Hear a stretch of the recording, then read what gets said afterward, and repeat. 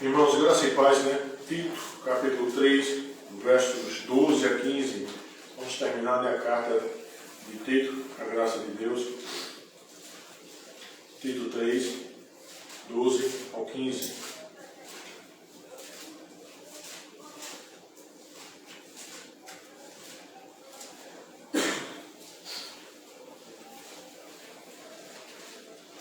A Escritura diz o seguinte: quando te enviar Ártemis, o Tíquico, apressa-te a vir até Nicópolis ao meu encontro. Estou resolvido a passar o inverno ali. Encaminha com diligência Zenas, o intérprete da lei, e Apolo, a fim de que não lhes falte coisa alguma. Agora, quanto aos nossos, que aprendam também a distinguir-se nas boas obras a favor dos necessitados, para não se tornarem frutíferos. Todos os que se acham comigo te saúdam. Saúda quantos nos amamos na fé. A graça seja com todos vós. Amém, irmãos? Vamos orar? Senhor nosso Deus e Pai, em nome do Senhor Jesus, nós queremos te rogar, Pai, que o Senhor abençoe nossa reunião de doutrina. Que o Senhor, Pai, tenha misericórdia, ó Deus, dos teus santos aqui, Pai, em Arthur. Que o Senhor traga em paz, ó Pai, os teus santos que o Senhor predestinou que haveria de vir à tua casa hoje. E que a gente possa, Deus, aprender, Pai, com a tua palavra, Deus, com esse texto, Pai, que acabamos de ler. Perdoa nossos pecados, ó Pai, em nome do Senhor Jesus. Amém, Pai. Amém. Irmãos, vamos cantar, irmãos, 159 dos nossos hinários. 159.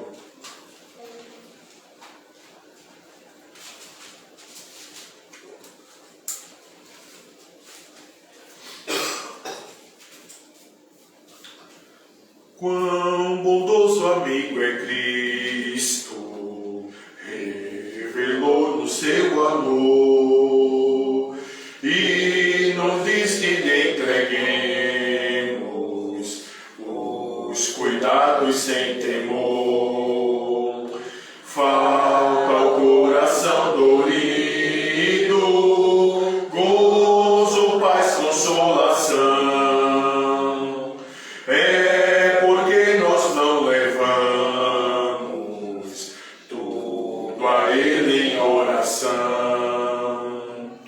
Anda triste, descarregado de pesares e de dor. A Jesus eterno abrigo, vai com fé teu mal expor. Teus amigos te desprezam, conta-lhes em oração. E por seu amor tão terno, paz terás no coração.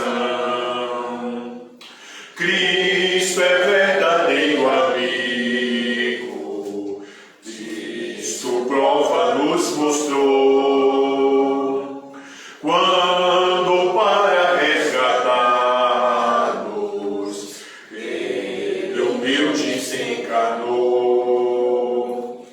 Derramou precioso sangue para nos purificar. Gozo em vida e no futuro, já podemos descansar. Amém, irmãos. Bom, irmão, aí Deus vai dar continuidade e pela graça de Deus a gente vai estar terminando, né, essa carta de Tito. E a gente vai estar estudando, irmãos, também, se o Senhor assim permitir, o próximo livro das Escrituras, tá? Então, meus irmãos, hoje a gente vai trabalhar a seguinte tese, né? O que podemos aprender sobre as exortações finais de Paulo a Tito? O que é que a gente pode aprender, né? As Escrituras são um manual de instrução sobre Deus, sobre nós, sobre nossas funções, etc. Paulo deu instruções a Tito durante toda a carta. E agora ele dá as instruções finais, que falam sobre o desejo de Paulo ver Tito, instruções sobre Zenas e Apolo, relembra Tito sobre a prática de boas obras e, por fim, envia saudações a todos os santos. Analisemos essas instruções finais Porém, irmãos, antes disso, eu quero considerar com os irmãos algumas questões, né? Enfim, chegamos ao término da carta a Tito. Paulo expressa seu desejo de ver Tito. Ambos têm muito que conversar. Tito irá para outro lugar, deixará em breve a ilha de Creta. Paulo também espera de Tito que ele dê suporte a Zenas e Apolo, aos que estarão de passagem pela ilha e que irão a outros lugares pregar o Evangelho. E por fim, instrui que todos os que são santos sejam solícitos de boas obras e que a graça esteja com todos os santos. Então, irmãos, a gente vai trabalhar, né, como eu já falei, o que é que a gente aprende sobre as exortações finais de Paulo a Tito, né? Então, irmãos, a primeira questão que a gente vai ver aqui, né, é que Paulo quer ver Tito. Vamos olhar aí nesse verso 12, né? Ele diz o seguinte: quando te enviar Ártemas ou Tíquico, apressa-te a vir até Nicópolis, ao meu encontro. Estou resolvido a passar um inverno ali. Tá? Então, olha só, irmãos, Paulo ainda não tinha enviado esses irmãos a Tito. Tá? Até que vai dizer, quando te enviar Ártemas e Tíquico, correto? Então, olha só, entretanto, tem como propósito executar a lei. Tá? Então, olha só, irmãos, aqui a ideia de quando te enviar, que é a ideia de que Paulo iria fazer isso, enviar Ártemas ou Tíquico, apressa-te a vir até Nicópolis, ao meu encontro. Tito estava em Creta, como a gente sabe. Paulo estava em Nicópolis, ou então estava a caminho de Nicópolis, em um determinado lugar. E Paulo está dizendo que irá enviar Ártemas ou Tíquico, certo? Então, olha só. A gente não sabe nada a respeito de Ártemas. Tá? A Escritura não traz. Talvez a tradição da igreja fale alguma coisa, tá? Mas a respeito de Tíquico, irmãos, as Escrituras nos fornecem alguns dados. Vamos lá para Atos 20, vamos ver quem são esses personagens, né? Atos 20, verso 4. Atos 20, verso 4. É dito o seguinte, Edson, lê por favor, filho. Atos 20, verso 4. Acompanharam-no Sócrates de Bereia, filho de Pirro, Aristarco e Secunda, de Tessalônica, Gaio, de Derbe, Timóteo e também Tico e Trófimo, da província da Ásia. Atos 20, verso 4, que Edson leu, relata que ele fazia parte do grupo que acompanhou Paulo em sua segunda viagem para a Grécia, tá? O Tíquico, né? Que a gente, quando vai ver aqui, do verso 1 de Atos 20, é dito o seguinte, né? Cessando o tumulto, Paulo mandou chamar os discípulos e, tendo-os confortado, né? Despediu-se e partiu para a Macedônia. Havendo atravessado aquelas terras, fortalecendo os discípulos com muitas exortações, dirigiu-se para a Grécia, onde se demorou 3 meses, tendo havido uma conspiração por parte dos judeus contra ele. Quando estava para embarcar rumo à Síria, determinou voltar para a Macedônia. Aí é o que o Edson leu, né? Acompanharam-se até a Ásia, Sócrates de Bereia, filho de Pirro, Aristarco e Secundo de Tessalônica, Gaio de Derbe e Timóteo, bem como Tíquico e Trófimo da Ásia. Estes nos precederam, esperando em Troia. Tá? Aí depois dos dias de Panhasmo, navegamos de Filipos e em 5 dias fomos ter com eles naquele porto onde passamos uma semana. Então esse Tíquico aqui que Paulo vai falar em Tito é o que vai acompanhar Paulo na segunda viagem. Tá? Ele também, irmãos, é mencionado em Efésios 6:21. Gilson, Efésios 6:21, certo? Como também em Colossenses 4:7. A irmã Osani vai ler Colossenses 4:7. Gilson, Efésios 6:21. Esse Tíquico aqui, né? Efésios 6:21.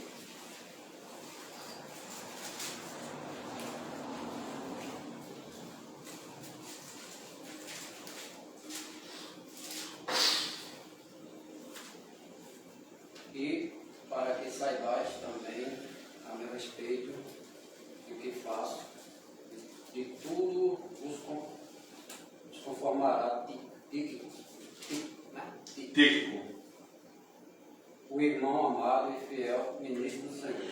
Então, a gente tem informação de Tíquico. Tíquico era o quê?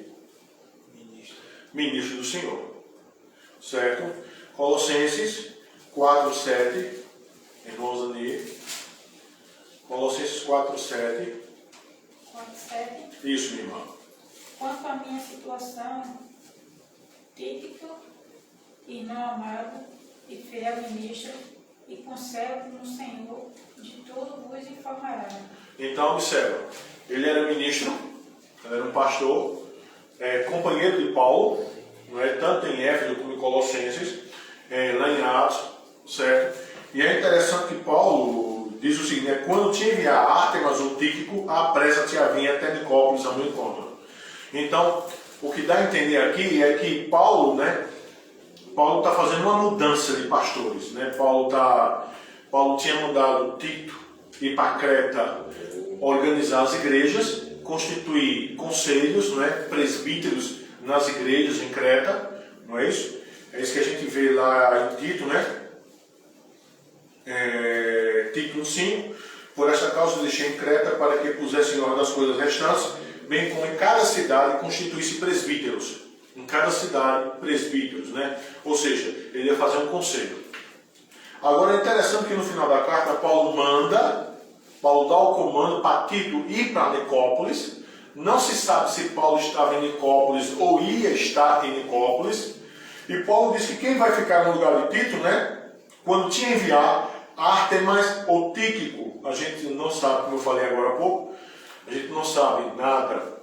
Ou a tradução talvez fale alguma coisa, mas eu não tive como procurar na questão da tradução da igreja. Mas a escritura vai falar do Tíquico, e a gente vai saber que era um ministro, tá? Provavelmente o Ártemas também era, tá?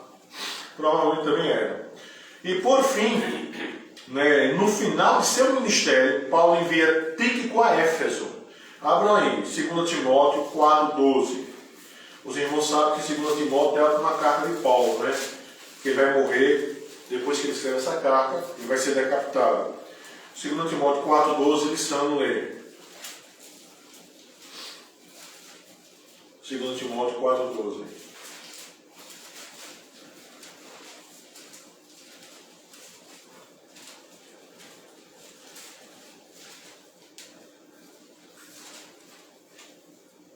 Quanto a Tíquico, mandei-o até Éfeso. Isso. Paulo aqui está fazendo as despedidas normais, né? E Paulo está dizendo, olha, quanto a Tíquico, mandei-o até Éfeso. Tá? Então, olha só. Aí você, mas peraí, em Tito, Paulo está mandando Tíquico para Creta. Em 2 Timóteo, Paulo está mandando Tíquico para Éfeso. Ou seja, como a gente sabe que 2 Timóteo é a última carta de Paulo vivo, pressupõe o quê? Pressupõe que Paulo manda Tíquico ir para Creta, e quando Paulo vai escrever 2 Timóteo, Paulo ordena que ele vá para Éfeso. Bom, se ele saiu de Creta para Éfeso, ou se ele saiu de Creta para outro lugar e desse outro lugar foi para Éfeso, nós não sabemos, tá? Isso aí poderia até ser matéria de uma pesquisa. Onde foi que ele foi? Mas uma coisa é certa, ele vai. Agora observa também isso é bem interessante, né? Paulo, irmãos, e aí eu lembro muito uma fala do Lissandro, né? Paulo, ele não centralizava as coisas dele. O que era para ele fazer enquanto apóstolo ele fazia, mas ele dava comando à sua equipe de apoio, entendeu? Por exemplo, o Tíquico, né? A gente vê aí, ó, Efésios e Colossenses. Ó, o Tíquico vos informará. Tanto Efésios como Colossenses, Paulo estava preso. Tá? Não era a prisão de 2 Timóteo, onde ele vai morrer. É uma prisão que ele ficou livre. Tá bom? Mas o que eu quero que vocês entendam assim, então observa. O Tíquico é pastor que vai para a missão. O Tíquico traz informações a respeito do apóstolo. O Tíquico em Tito vai para Creta.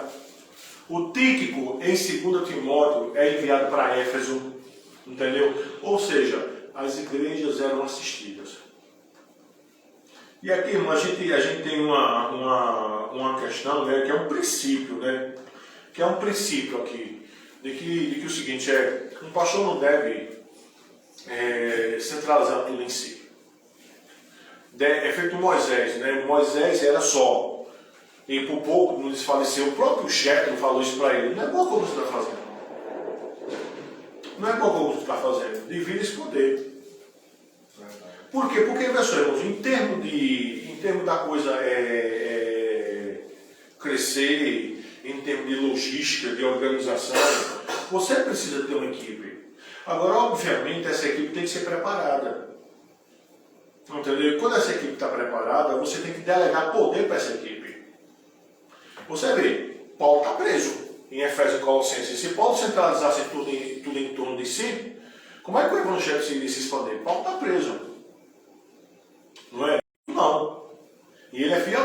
Entendeu? Olha, em Tito, Tito, vem para Nicópolis, eu vou te enviar Ártemas e Tíquico. Lá em Efésios, lá em 2 Timóteo, vou enviar Tíquico para Efésios. Compreende? Então, irmãos, aqui nós temos um princípio na condução da igreja de Cristo. Tito tinha terminado o seu trabalho em Creta. Era a hora de ser substituído. Ninguém deve ficar permanentemente em um lugar. Tito seria usado em outro lugar. A igreja de Creta, quando Paulo mandou Tito para lá, era uma igreja recém-formada, né? Ou seja, quando eu digo igreja, não é que só havia uma igreja. Até porque a gente vê que Paulo manda Tito constituir presbíteros em várias cidades. Não é? E também aquela questão, né? Cada cidade dessa, você não tinha uma mega igreja. Tá? O cristianismo aqui estava se expandindo. Mas a ideia de que as igrejas que havia na casa dos irmãos já deveriam ter uma constituição, um ordenamento correto. Tá? E o ordenamento correto era o quê? Presbíteros. Tá certo, irmãos? Então observa. A igreja de Creta, quando Paulo mandou Tito para lá, era uma igreja recém-formada. O verso 5 do capítulo 1, quando a gente já viu, traz-nos informações importantes sobre o trabalho que Paulo encarregou Tito para fazer. Por esta causa te deixei em Creta, para que pusessem em ordem as coisas restantes, bem como em cada cidade constituísse presbíteros conforme te prescrevi. A continuação da obra deve ficar sob a responsabilidade de outro, ou de outros. No nosso caso, quem aqui? Ártemas ou Tíquico. Não é que o Paulo vai dizer, né? Ou um ou outro, ou Ártemas ou Tíquico. Mas a ideia, irmãos, é essa. Paulo está organizando a igreja. Entendeu? E Paulo vai dizer, né? Vai dar uma ordem para Tito, né? Apressa-te e vir até Nicópolis ao meu encontro. Paulo dá uma ordem a Tito, e esta ordem era para que ele tivesse pressa em vir a Nicópolis. Onde é que ficava essa cidade? Várias cidades têm esse nome, né? A maioria dos comentaristas supõe que se trata da cidade portuária na costa do Mar Adriático, em Piro. Paulo não está preso nessa carta. Pode decidir livremente quando viajar e onde passar o inverno, mas deseja ver seu colaborador o quanto antes. Em todos os lugares, durante as viagens, anseia por intercâmbio, informação, comunhão. Muitas vezes Paulo fez planos, como também agora, acerca dos quais não sabia se e como poderiam ser executados. Irei ter convosco por ocasião da minha passagem pela Macedônia, porque devo percorrer a Macedônia, e bem pode ser, talvez, que convosco me demore, ou mesmo passe o inverno, para que caminheis nas viagens que eu porventura tenho de fazer. O modo sóbrio com que esses planos são comunicados destaca-se beneficamente em relação a muitas cartas e notícias de hoje, vindas da igreja e da missão. Então, olha só, Paulo queria ver Tito, Paulo manda ele vir para Nicópolis, Paulo vai enviar ou Ártemas ou Tíquico para substituir Tito em Creta, certo? E Paulo vai dizer que está resolvido passar o inverno ali, não é? O verso 12. Paulo decide passar o inverno nesse lugar. Evidentemente, o inverno constitui um grande fator de insegurança e uma interrupção na atividade de viagens, não apenas para os apóstolos, mas também para seus colaboradores. Os meses de inverno não eram adequados para a viagem marítima. Contudo, o inverno também podia contribuir para a necessária parada entre as viagens. Quais seriam as possíveis razões para a escolha dessa cidade? Aí o Hendricks, né, que é o comentarista, ele traz algumas possibilidades. Ele vai dizer, é uma excelente base de operação para a atividade missionária na Dalmácia e era um ponto estratégico para chegar a lugares mais ao ocidente. Então, irmãos, hoje uma coisa que eu achei fantástica aqui, nessa questão de Paulo. Paulo diz, ó, me encontra em Nicópolis, vamos passar o inverno ali. Ou seja, vamos passar pelo menos um mês aqui. Mas só que ali não dava para você fazer as viagens missionárias. Aí Paulo traz esse tempo para fazer o quê? Para fazer o quê, irmãos? Planejamento missionário. Planejamento missionário. Que foi isso que eu achei bem interessante que o Henrique falou, né? Era uma excelente base de operação para a atividade missionária na Dalmácia e era um ponto estratégico para chegar a lugares mais ao ocidente. Olha como é a cabeça do apóstolo. Está pensando 24 horas no reino de Deus. Não é um profissional do púlpito, mas é um homem de Deus que encarna a missão, ele encarna o apostolado. Ele não está apóstolo, ele é apóstolo. Fala, Sandro. Você vê, né, que quando a gente diz que tudo emana da Bíblia, na palavra das Escrituras, é porque é tudo mesmo. Verdade. Você vê, logística. De onde vem a logística? Se a gente for olhar para o livro de Neemias. Sim. O livro de Neemias é um estratagema de um ponta a ponta. E no meio tem lá o nascedouro do mutirão. Onde vê o mutirão? Foi o homem que criou, está lá na Bíblia. Você vê logística, o Senhor da sabedoria o homem para criar logística. Aí hoje a gente tem as cadeiras, né, das faculdades da vida hoje, aí logística, não sei o quê, toda uma série de coisas. De onde vem? Exatamente, que é a ideia de parar e refletir. Isso. Você vê essa sabedoria, é necessário que haja em qualquer circunstância da vida, no reino de Deus, tem que ter organização. Essa ideia da parada, essa ideia de refletir, porque observa, no inverno não dá para fazer as viagens marítimas. No inverno dá para fazer isso. Então vai fazer o quê? Vai ser um período de estratégia, vai ser um período de planejamento. Uma coisa que eu achei interessante que o senhor falou aí, e é maravilhoso isso, que não há aquela ideia de alvoroçamento, de bora. Para refletir e para montar-se uma estratégia. E você vê, é tudo planejamento. Paulo diz, ó Tito, tu estás em Creta, eu vou te enviar Ártemas ou Tíquico, tu vai vir para Nicópolis, vamos passar o inverno lá. Para quê? Planejar. Podemos até assim pensar, essa é uma conjectura, né? Estou conjecturando, pensando que nessas paradas teve um momento de consagração também. É lógico que teve. De oração, de Lógico. exposição, de leitura, Lógico. de devoção ao Senhor. De você pedir a Deus sabedoria para fazer algo, para ter discernimento, entendeu? Lógico que teve. Lógico que teve. Louvado seja Deus. Lógico que teve. E você vê, né? A gente quando lê assim, né, na nossa carreira, a gente não consegue perceber, né? O que está implícito, né? Então, irmão, o que é que a gente pode mais aprender, né? Sobre essas exortações finais a Paulo? Irmãos, ó, Paulo, além de falar isso para Tito, né? Ó, Tito, vai para Nicópolis, eu vou enviar para aí Ártemas, o Tíquico, certo? Eu vou passar o inverno lá. Paulo também dá instruções sobre Zena e Apolo. O que eu acho fantástico aqui em Paulo, irmãos, é essa visão global que ele tem. Essa visão global que ele tem. A instrução não é tanto para Tito, ó, Tito, fala também da instrução para Zena e Apolo. Vê aí o verso 13, irmãos. Encaminha com diligência Zenas, o intérprete da lei, e Apolo, a fim de que não lhes falte coisa alguma. Pessoal, e caminha com diligência Zenas, o intérprete da lei, e Apolo. Pessoal, não sabemos quais eram os destinos que Apolo e Zenas teriam. A Escritura não fala. A Escritura só está dizendo que Paulo dá uma ordem para Tito pegar esses dois homens e encaminhá-los para algum lugar. João. Pastor, e também, será que essa meta dessa, como é que se diz, essa forma dele agir, tinha com que também o que ele era também como soldado, não. Como fazedor de tenda, né?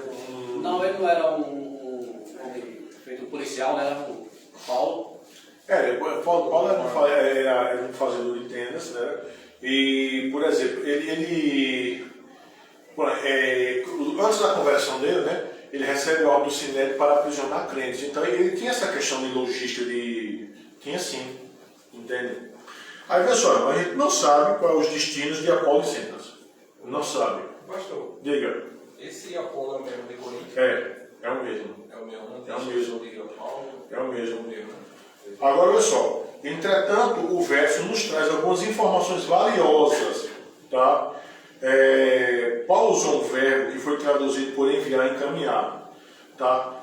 Só que esse verbo que Paulo usou aqui, ó, encaminha, esse verbo no original traz consigo a ideia de suprir uma pessoa com dinheiro ou coisas necessárias para uma viagem. Veja a logística. Esse verbo aqui, encaminha, ele traz em si a ideia de, pronto, é como se eu dissesse, Gilson, tu vais pregar o evangelho em tal lugar. Mas não é que Gilson vai com o bolso vazio, não é que Gilson vai desprovido, não é que Gilson vai feito um doido, entendeu? De forma aleatória. Eu vou viver de quê? Eu tenho mulher, eu vou comer o quê? Eu vou vestir o quê? Como é que eu chego lá? Não tem aquela ideia de problema teu, vai pela fé. Não tem isso, irmãos. A ideia desse verbo encaminha lá no original traz a ideia consigo de suprir uma pessoa com dinheiro ou outras coisas necessárias para uma viagem. Então isso é logística, isso é planejamento, entendeu? Isso é um passo do tamanho da perna, isso é aquela questão de, tu vais, agora tu vai ter teus recursos para ir, entendeu? Até porque, irmãos, nos relatórios que eram prestados, não é? Porque é aquela questão, o relatório era prestado de como o trabalho está sendo executado. Paulo não deixou Tito com a função? Não é verdade? Constituir presbítero e colocar as coisas em ordem? Não é verdade? Então, por que Paulo chama Tito de volta? Porque pressupõe que Tito terminou o quê? A missão. Tito terminou a missão. Então, quando Paulo fala para Ártemas ou Tíquico, não confunda com Tito, para ir para onde Tito estava, e Tito vem para Nicópolis, era para fazer mais planejamento. Agora, antes de Tito vir, Tito também tinha que encaminhar, ou seja, prover meios para Paulo e Zenas ir para algum determinado lugar ou lugares. Isso é planejamento, irmãos. O William Hendricks, ele, com bastante assertividade, ele esclarece nessas coisas que o senhor está dizendo. Sim. No caso, sobre a palavra diligência, né? Isso. Que quer dizer zelo, Sim. cautela, então o negócio Sim. Ou seja, a coisa não é de forma desprovida de lógica. Entendeu? Não é desprovida de lógica. É aquela questão, por exemplo, a gente precisa ter. Bom, por exemplo, deixa eu falar um pouquinho da nossa realidade, né? A gente tem um projeto missionário, não é? Eu até falei isso para o reverendo Fred quando ele esteve aqui. Nós temos um projeto missionário, que é o quê? Que é começarmos um ponto de pregação em cada cidade da região metropolitana. Certo? Nós somos 14 cidades. É um projeto missionário. Entendeu? Agora, obviamente que a pergunta é, isso é uma pessoa só, sim, mas é começarmos um ponto de pregação e também, no mesmo período que se começa, já começar a preparar a liderança. Para quê? Para a coisa não ficar centralizada. E também, essa liderança já preparada, ela começar a pregar, para poder chamar mais eleitos para cada ponto de pregação. Você estrutura um trabalho. Quando eu olho as escrituras, irmãos, isso no meu modo de ver, isso é muito evidente. Compreende? Quer dizer, Paulo manda Tito constituir presbítero nas cidades lá de Creta. Tito está lá. Ó, tua missão, constituir presbíteros, tua missão, colocar as coisas em ordem. Tito termina essa missão. Paulo diz, vem para Nicópolis, vou passar o inverno lá. Mas o que é que se faz no inverno? Vamos planejar. Mas antes de tu vir, encaminha Zenas, encaminha Paulo. Dá meios. Só que outra coisa que é interessante. De onde é que provém esses meios? Da igreja. Da igreja. Olha aí os dízimos e as ofertas aí, ó. Da igreja. Entendeu? Veja só a questão da organização. Não é? Então, pessoal, como eu já falei, esse verbo encaminhar, né, traz consigo a ideia de suprir uma pessoa com dinheiro ou outras coisas necessárias para uma viagem. Paulo usa o adjetivo intérprete da lei para Zenas, correto? Calvino, em seu comentário, diz o seguinte a respeito de Zenas. Zenas, advogado. Não se sabe se Zenas era doutor em direito civil ou em direito de Moisés, da lei de Moisés. Mas como podemos aprender com as palavras de Paulo que ele era um homem pobre e precisava da ajuda de outros? É provável que ele pertencesse à mesma categoria de Apolo, isto é, expositor da lei de Deus entre os judeus. Quanto a Apolo, ele era originário de Alexandria, era uma pessoa instruída que havia pregado o evangelho em Éfeso. Priscila e Áquila ouviram sua proclamação e perceberam algumas lacunas. Levaram-no para casa e lhe explicaram melhor o evangelho. Como tinha grande influência, era importante que ensinasse em conformidade com a palavra salutar. Depois disso, pôde viajar pela Caia, munido de uma carta de recomendação, vindo a ser de grande ajuda para as igrejas. Apolo era muito independente. Embora o apóstolo insistisse com ele, não se deixou convencer a ir para Corinto. Não considerou o tempo como oportuno. Pretendia ir somente quando lhe conviesse. Quando começou a surgir um partido de Apolo em Corinto, Paulo ficou inteiramente ao lado dele, porque sabia que também, em torno do seu próprio nome, se agrupava fanáticos imaturos. Ambos os servos do Senhor dependiam da graça de Deus, Apolo e Zenas. Tinham dons diferentes, mas justamente dessa maneira se complementavam. Era como colaboradores que as igrejas deveriam considerá-los, alegrando-se com os dons complementares e louvando a Deus por eles. Pelo que se vê, o apóstolo continua mantendo contato com Apolo e este, embora autônomo, certamente estava acostumado e feliz de poder viajar do lado de um parceiro colaborador. Durante a estadia em Creta, que é onde Apolo e Zenas estavam com Tito, durante a estadia em Creta, ambos ficavam agradecidos com o cuidado da igreja, motivados por Paulo e preparados por Tito. Então, observe, você tem em Creta Tito, Apolo e Zenas.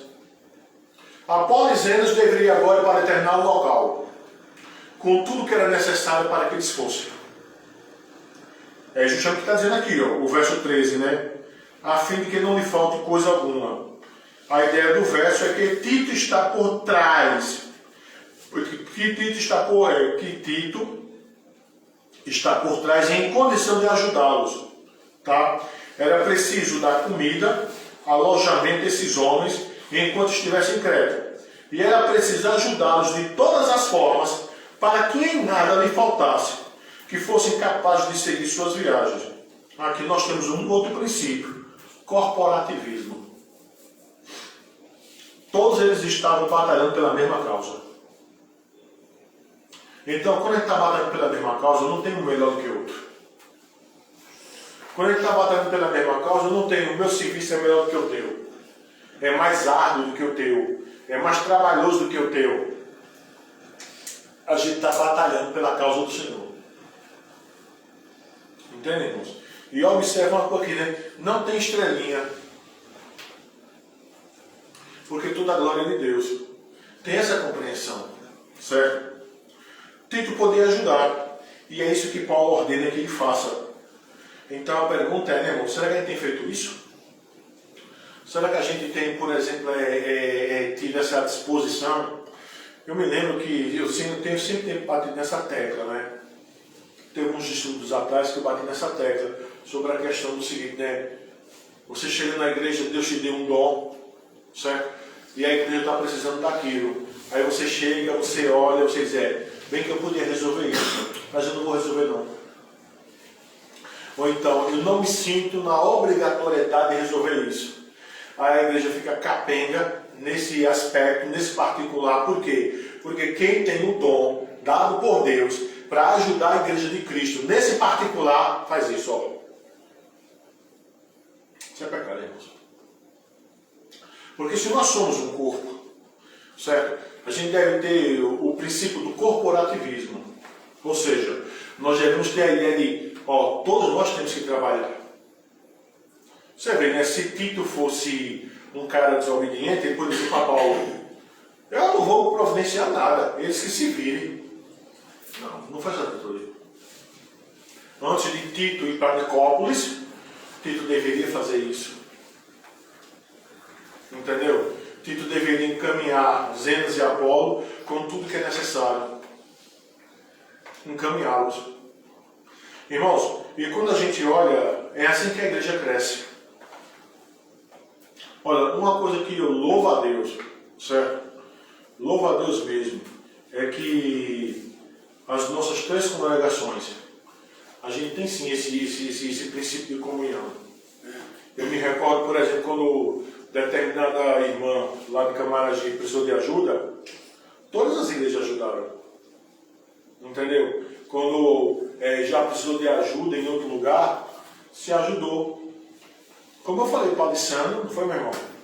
Para você dar continuidade ao seu trabalho, ou também constituir um irmão lá em Prazeres para fazer um trabalho semelhante ao seu, de ficar responsável por essa questão de cesta básica, angariar roupa, sapato, o quê? Para ajudar, irmão, uns aos outros.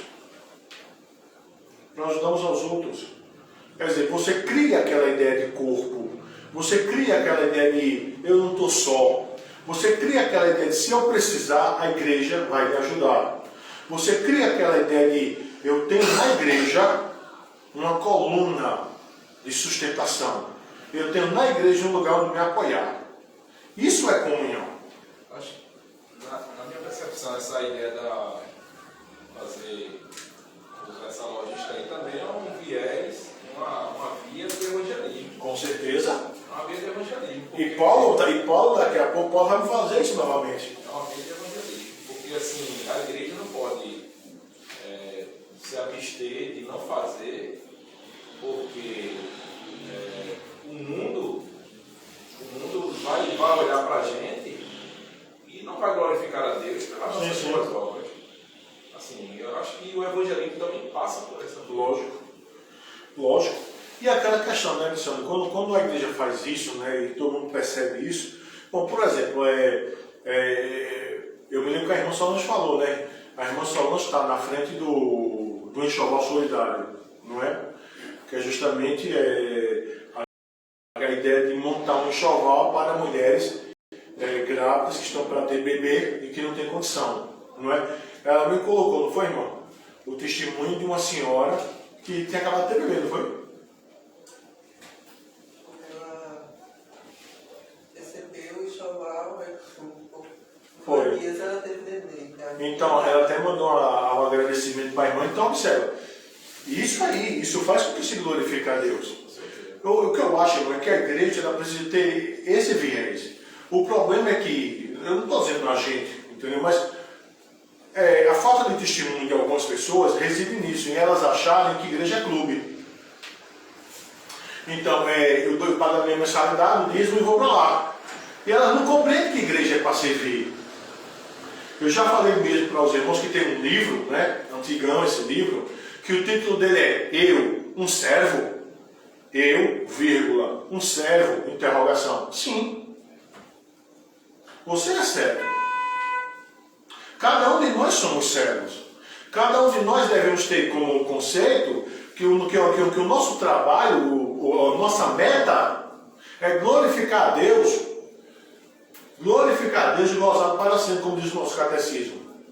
A nossa meta é essa, ou seja, o que é que eu vou fazer para glorificar a Deus? Como é que eu posso trabalhar na igreja para glorificar a Deus? Pronto, por exemplo, quando nós estivermos no novo local, né, a irmã Solange tem outro projeto missionário, que é alfabetizando através das escrituras, não é, irmã? Isso aí, né? Ou seja, que a ideia é o quê? De entrar em contato com pessoas que são analfabetas, entendeu? E ofertar uma alfabetização baseada nas escrituras, na Bíblia. Isso é um meio de evangelismo, que a pessoa vai aprender a ler através da escritura. Isso é um meio de evangelismo. Um enxoval solidário é outro meio de evangelismo. A questão da assistência, né, das cestas básicas, de ajudar uns aos outros, entendeu? É um meio de testemunhar, que é justamente o que a gente vai ver agora, irmãos. Veja aí os versos 14 e 15. Depois que Paulo der essa instrução, para Tito vir para Nicópolis, mas antes disso, né, encaminhar Apolo e Zenas, Paulo vai dizer: agora, quanto aos nossos, ó, veja aí, que aprendam também a distinguir-se nas boas obras a favor dos necessitados. Olha como está dizendo. Para não se tornarem infrutíferos. A pior coisa do mundo é um crente frutífero. É um crente que não dá fruto. Porque, irmão, um crente que não dá fruto, o que é que a Escritura diz? Ele vai ser cortado e lançado fora. Porque quem não dá fruto, irmão, não é crente. Quem não dá fruto, irmão, é joio. Lembra da parábola lá do semeador? A primeira semente, beira do caminho, o Senhor Jesus vai dizer: o passarinho come. São esses que ouvem a palavra, mas Satanás lhe rouba. Segunda e terceira semente, terreno espinhoso, terreno pedregoso. O que é que a Escritura diz? Nasce, mas porque não tem raiz e é de pouca duração, vem dos aperreios da vida, os problemas, os estresses, a ganância, o corre-corre, a semente morre. Não dá fruto. Por fim, a semente lançada na boa terra, que nasce e dá fruto. Quem são os verdadeiros eleitos de Deus? Os que dão fruto, os que frutificam. Entendeu? E Paulo está dizendo que é aqui. Agora, quanto aos nossos, que aprendam também a distinguir-se nas boas obras a favor dos necessitados, para não se tornarem frutíferos. Todos os que se acham comigo que saúdam, saúda quantos nos amamos na fé. A graça seja com todos vós. Então, irmãos, depois de dar instruções a Tito sobre sua vida em Nicópolis, sobre o que deveria ser feito por Zenas e Apolo, Paulo passa agora a relembrar velhas instruções. Vamos lá. Agora, quanto aos nossos que aprendam também, Paulo dá uma ordem enfática a Tito, que os nossos aprendam. Os crentes precisam sempre ser exortados a fazer o que Deus requer. Este aprendizado é algo contínuo. O crente sempre precisa estar se vigiando. Quantas e quantas vezes não temos uma prática correta, mesmo sabendo o que deveríamos fazer? Quantas e quantas vezes? Mas as obras não têm que ser contínuas. Aí observa, né? Quanto aos nossos, que eles aprendam a quê? Também a distinguir-se nas boas obras a favor dos necessitados. Será que havia uma mornidão entre as igrejas de Creta, enquanto outros grupos doavam com alegria? Quem são os outros, dos quais se distinguem os nossos? Será que eram rabinos itinerantes que passavam, que sempre eram muito bem atendidos pelos seus? Ou eram os falsos mestres que recolhiam grandes ganhos de seus adeptos? Uma coisa é certa: preceder em boas obras. Repete o verso 8 e sublinha como um exemplo concreto o que isso pode significar em termos práticos. Então, veja só aí, irmãos. Dessa maneira, os filipenses também deveriam cuidar de Paulo, e assim eles devem praticar hospitalidade de modo geral, socorrendo os necessitados dos santos, as necessidades dos santos. Os evangelistas itinerantes precisam de roupas limpas e decentes.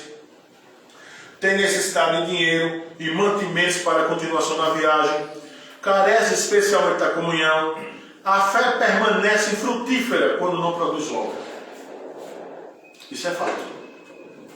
A fé permanece infrutífera quando não produz obra. Podemos aprender isso somente quando reconhecemos e aproveitamos as oportunidades. Uma delas será dada agora, né? Através da visita de Zenas e Apolo. Em cada pessoa carente, em cada hóspede, o próprio Senhor quer vir ao nosso encontro, nos abraçar, para que experimentemos e transmitimos sua amabilidade para com as pessoas. Então, irmãos, é aquela questão, né? Como é que eu posso não ser infrutífero? Se cada pessoa da igreja, por exemplo, eu mandei um áudio para Gilson, mandei para Alessandro, mandei para Ricardo, mandei para Jonas, certo? E nesse áudio eu considero o quê? Não é que você vê, não é possível que aqui só em Arthur Long só exista os irmãos como famílias eleitas de Deus.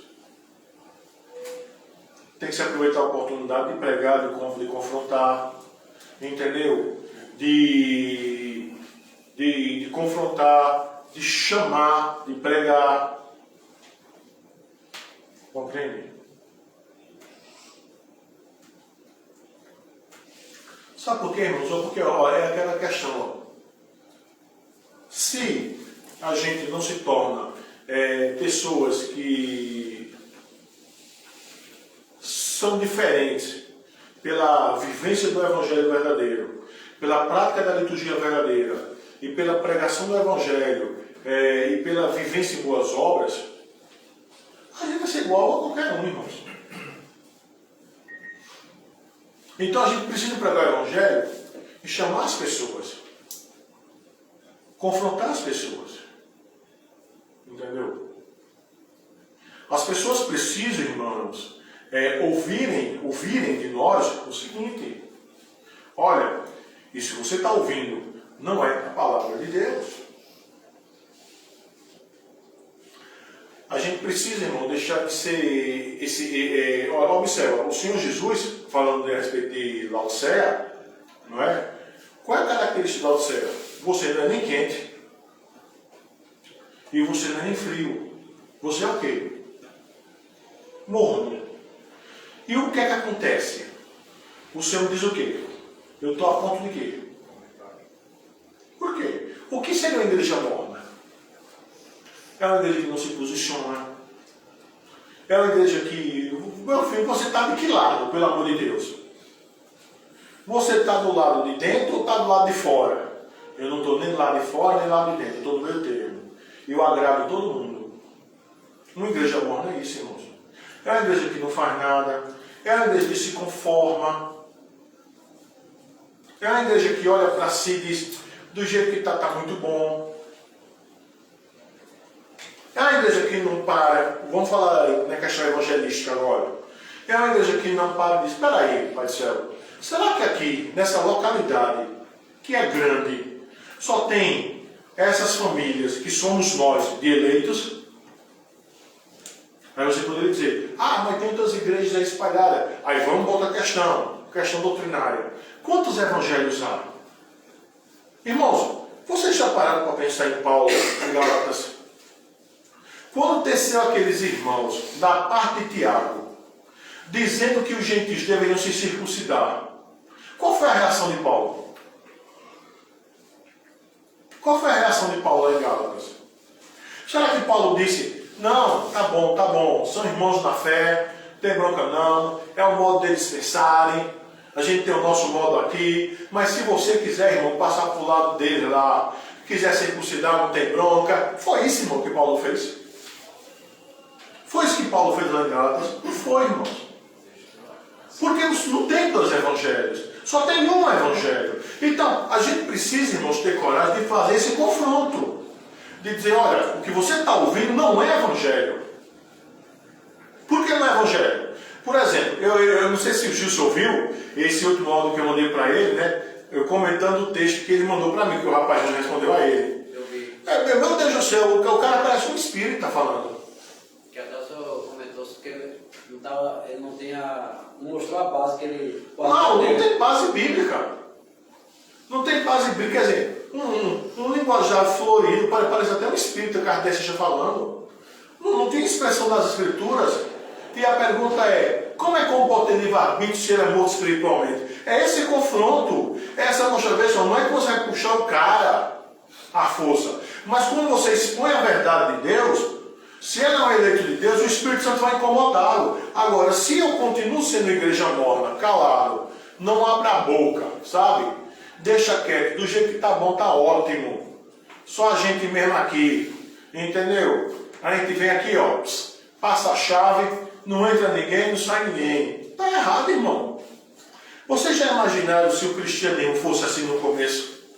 Já imaginaram se Paulo, se Demas e Apolo, se Zenas e Apolo não tivessem saído para pregar? Já imaginaram se Paulo não tivesse mandado Tito botar as coisas em ordem em Creta? O cristianismo não é, irmãos, algo assim, ó, tacanho. A nossa função é o quê? A nossa função não é pregar o evangelho a toda criatura? Não foi isso que o Senhor Jesus falou? Não foi o que o Senhor Jesus falou, que nós devemos ter boas obras? Sem contar que a igreja é envergonhada, né? Pois é. Pelo mundo, por Satanás. Pois é. Observa, a Escritura diz que as portas do inferno não prevalecerão. Essa forma de falar pode até gerar confusão na cabeça das pessoas, né? As portas do inferno não prevalecerão. O que quer dizer isso? Quer dizer que as portas do inferno não vão resistir ao ataque da igreja. Só isso. Agora eu pergunto, e se a igreja não atacar? A porta do inferno continua resistindo. E por quê? Porque a porta do inferno continuará de pé. Porque a igreja não está o quê? Não está atacando. Estão entendendo, irmãos? Então, olha só. Ó, a ideia de não se tornar infrutífero aqui, ó, o motivo que Paulo dá é bem contundente. As Escrituras dizem que devemos dar frutos. Nós devemos dar frutos. Ó, abram aí, irmãos, ó. Primeiro João 15, de 1 a 6. João 15, de 1 a 6. Abram aí. João 15, de 1 a 6.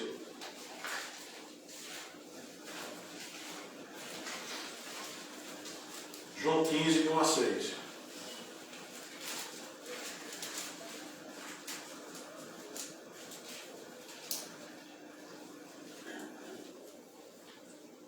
Ó, a Escritura diz: eu sou a videira verdadeira, o meu pai é o agricultor. Todo ramo que estando em mim não der fruto, ele o corta. Olha o que a Jesus está dizendo. E todo que dá fruto limpa, para que produza mais fruto ainda. Vós já estáis limpos pela palavra que vos tenho falado. Permanecei em mim, e eu permanecerei em vós. Como não pode o ramo produzir fruto de si mesmo, se não permanecer na videira, assim nem vós o podeis dar, se não permaneceres em mim. Eu sou a videira, vós os ramos. Quem permanece em mim e eu nele, esse dá muito fruto, porque sem mim nada podeis fazer. Se alguém não permanecer em mim, esse será lançado fora. A semelhança do ramo e secará, e o apanham, lançam no fogo e o queimam. João 15, de 1 a 6. Então nós devemos dar fruto ou não? Sim. O que é que nos limpa para que a gente dê mais fruto? A palavra. Então a questão é, se a igreja tem palavra, se a igreja tem pregação do evangelho, se a igreja tem doutrina, se a igreja tem tudo isso, a pergunta é, por que os crentes não dão fruto? Algo está errado. Entendi? Então, observe, como Paulo está dizendo isso aqui, irmão, para que a gente se distinga em boas obras, a favor dos necessitados, para não nos tornarmos infrutíferos, é justamente isso, irmão, porque não tem sentido. Não tem sentido isso. Tá? E Paulo vai terminar o verso 15, né, dizendo: todos que se acham comigo te saúdam. Paulo não está só. No entanto, não menciona quem são seus companheiros. Provavelmente Paulo está na Macedônia. Os crentes se tratam com educação e fineza, né? Eles são o único povo, os que professam a verdadeira fé. Cumprimenta-se mutuamente. Saúda quanto nos amam na fé. Não somente os que se conhecem se cumprimentam na fé. Paulo ordena a Tito que estenda a saudação a todos os que amam na fé. Todos os que se acham comigo te saúdam, certo? Saúdam quantos amam na fé, não é? Que é justamente isso que Paulo está dizendo aqui. Então, irmãos, não é? O que é que a gente aprende? O que é que a gente aprende, irmão, nesses versos finais de Tito, não é? O que é que a gente aprende? Então, vejamos, a gente aprende o seguinte. Primeiro, ninguém é dono da seara de Deus. Ninguém é dono da seara de Deus. Quem é o dono é Deus. Ninguém é tão importante que não possa ser substituído. O trabalho de Tito foi executado e era chegada a hora de ir embora. Segundo, quem deve sustentar aqueles que servem ao Senhor de forma integral são os santos de Deus. A logística aí. Paulo instrui a Tito como ele deve agir em relação a Zenas e Apolo. Paulo instrui os santos a serem solícitos de boas obras. Todo crente é um galho limpo que naturalmente produz fruto. A saudação e a consideração entre os santos devem ser cultivadas. Muito além de palavras, os crentes precisam de atos que manifestem a verdade de suas vidas. Uma verdadeira saudação se manifesta pela conduta. Será que meus atos transmitem graça a meus irmãos? Ou será que sou uma pessoa desagradável, insuportável? O que nós gostamos de ouvir? As pessoas gostam de ouvir coisas boas que lhe agradem, não é? Uma notícia ruim seria a necessidade de saída de algum lugar onde a pessoa já está acostumada, né? Você gosta de receber ordens? De fato, não é algo que consideraríamos agradável, afirmam muitos. Entretanto, as Escrituras nos ensinam que devemos ser submissos aos nossos guias. Não ser infrutífero. Ajudar os necessitados. Compreender que nós fazemos parte de uma grande logística. É o que eu estava falando, não é? Eu estava considerando isso, foi até domingo em Camaragibe, no culto solene, na hora dos dízimos, as demais ofertas. Às vezes, a pessoa vem, né, e traz como fosse uma esmola para Deus. E ainda tem a cara de pau de relembrar da parábola da viúva. Só que a parábola da viúva diz que a viúva deu tudo o que possuía. É quando o cara vem com a esmola para Deus, sabendo que a igreja precisa de recursos para ter estrutura, para ter logística. Aí ele pega, dá uma esmolinha para Deus. Tem! Mas mais tarde ele está com dinheiro para sair, para se divertir, para comer fora. É pecado o cara querer sair para se divertir, comer fora? Não é pecado. Mas é pecado no culto solene você agir diante de Deus como se você não tivesse nada. E sabendo você que a igreja precisa de recurso, sabendo você que sem recurso não tem logística, sabendo você que sem logística a pregação do Evangelho é atrapalhada, sabendo de tudo isso. Então, irmãos, distinguir-se também em boas obras é ter essa compreensão. Reino de Deus. É ter essa compreensão. Entendeu? Então, observa aqui essa questão aqui de logística, de corporativismo, entendeu? A gente ter boas obras, o planejamento de Paulo e Nicópolis, sabe? Então, irmãos, a gente aprende todas essas coisas. Então, o que nos resta agora, irmão, é a gente pedir a Deus graça para a gente poder, para que a gente possa fazer isso nas nossas igrejas. Tá? Tanto a gente aqui em Arthur, quanto lá em Prazeres, em Camaragibe, lá no ponto de pregação de Igaraçu, sabe? E aonde Deus chamar seu povo. A gente tem que montar isso, montar a estrutura, montar a logística, montar tudo. Tá bom, irmãos? Irmãos, que o Senhor nos ajude a fazer correto, tá? Pai de toda a glória, pelos séculos dos séculos. Amém. Compreenderam, irmãos? Tem alguma pergunta para fazer? Tem, irmãos? Alguma colocação? Se fizer, faça agora, viu? Irmãos, pela graça de Deus, a gente terminou, né, de estudar Tito.